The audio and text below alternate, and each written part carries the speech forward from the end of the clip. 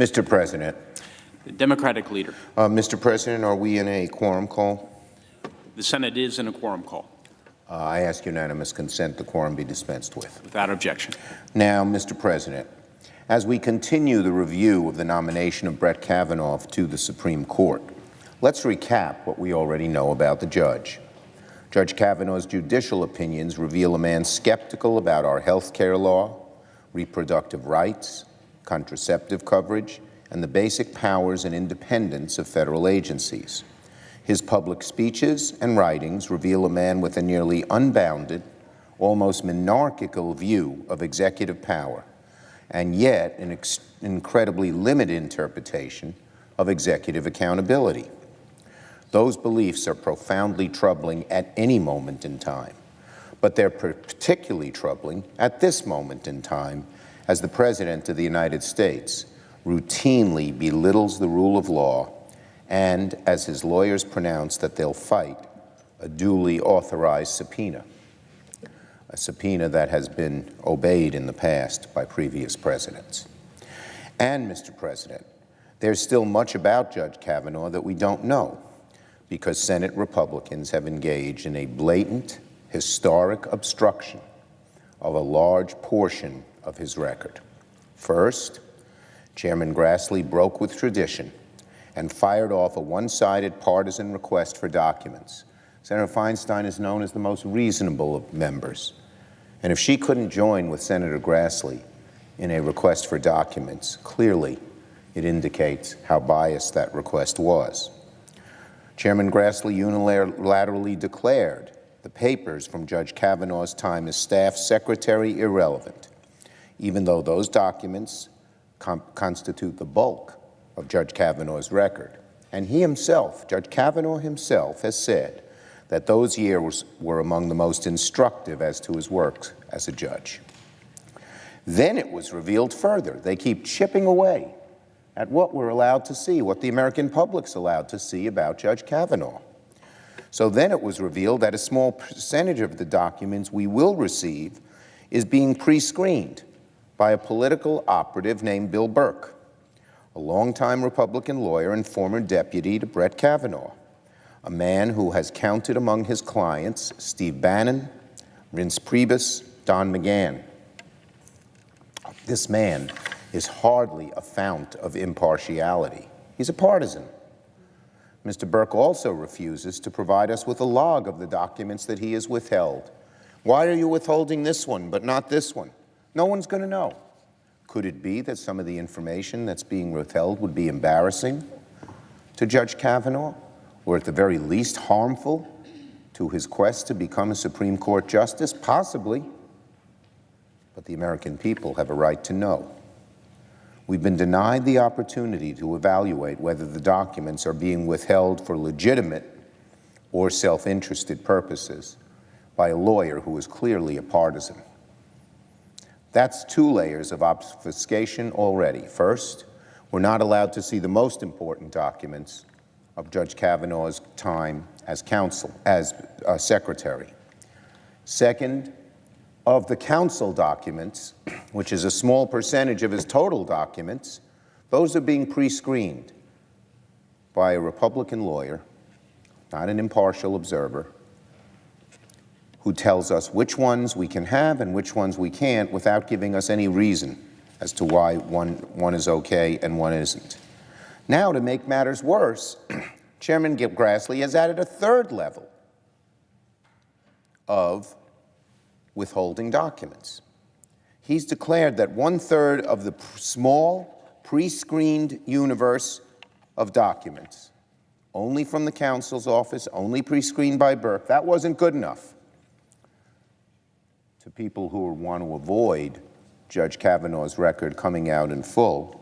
So those are now deemed committee confidential, meaning no one outside the Judiciary Committee, not even other senators, can see those documents, at least by Chairman Grassley's determination.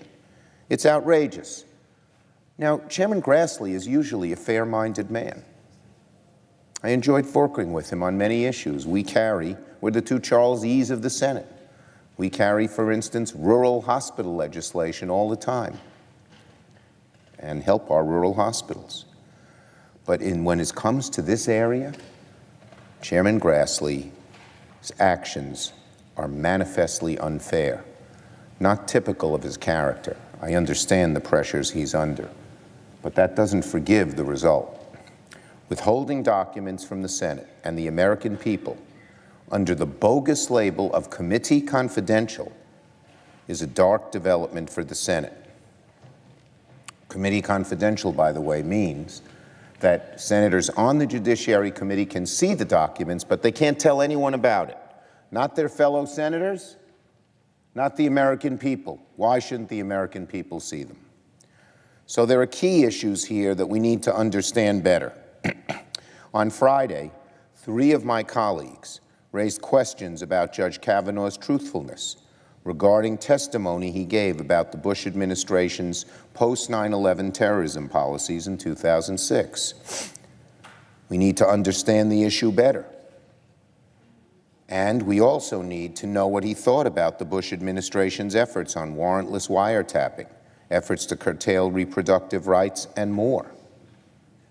He testified in 2006 when he was nominated to join the D.C. Circuit, and we have to see if he was being truthful. This is such an important position, the Supreme Court. We should see those. The American people should. So locking up documents in committee, even on those important issues, is an affront to transparency, openness, and to the basic integrity of the confirmation process. We've been given no reason, no legitimate reason, why the committee confidential documents are acceptable for some senators, but not others, to see. And, Mr. President, my understanding of the Senate rules is that every senator has the right to access documents in the possession of a Senate committee, any Senate committee. I am now going to ask the chair to confirm that understanding. So, Mr. President, am I correct that under Rule 2610A of the Standing Rules of the Senate, all committee records are the property of the Senate as a whole, and that all senators, quote, shall have access to such records, unquote?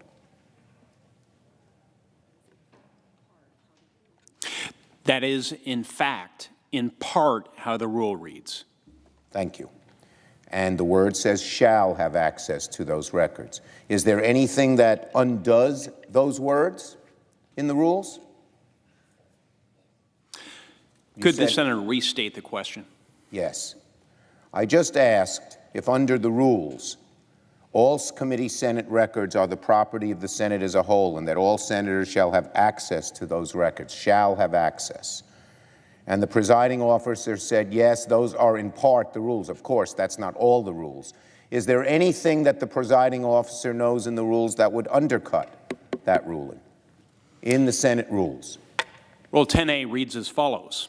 All committee hearings, records, data, charts, and files shall be kept separate and distinct from the congressional office records of the member serving as chairman of the committee. And such records shall be the property of the Senate and all members of the committee, and the Senate shall have access to such records. Each committee is authorized to have printed and bound such testimony and other data presented at hearings held by the committee. Period. Fine. Well, then it's clear there's nothing that undercuts. I appreciate the chair reading the entire rule. Nothing in the rest of the rule undercuts what I have said, obviously. So, based on your ruling, Mr. President, the ruling of the chair, I will therefore be submitting a request to the chairman and the ranking member of the Judiciary Committee for access for all senators to all of the Kavanaugh documents in the possession of the committee. This request will include approximately 81,000 pages of documents that have been deemed, quote, committee confidential by the private lawyer, Mr. Burke, and by the chairman of the committee, Chairman Grassley. My colleagues should do the same. And again, the purpose here isn't dilatory. We'll work hard, day and night, to go through these documents and see if anything worth questioning Judge Kavanaugh arises in them.